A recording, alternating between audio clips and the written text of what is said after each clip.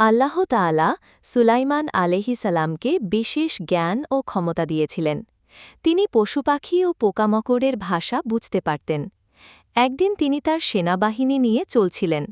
তখন একটি পিঁপড়ে তার সঙ্গীদেরকে বলল, হে পিঁপড়াগুলো, তোমরা তোমাদের গর্তে ঢুকে যাও, যাতে সুলাইমান ও তার সৈন্যরা অজান্তে তোমাদের মারিয়ে না ফেলে।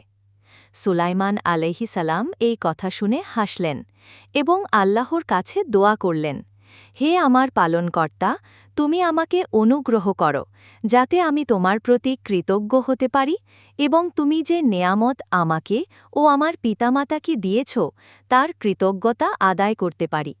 সূরা আন-নামল 18-19। এই ঘটনা থেকে আমরা শিখি, ক্ষুদ্র প্রাণীকেও ইসলাম মূল্য দিয়েছে। সুলাইমান আলাইহিসালাম এবং কৃতজ্ঞতা আমাদের জন্য উদাহরণ।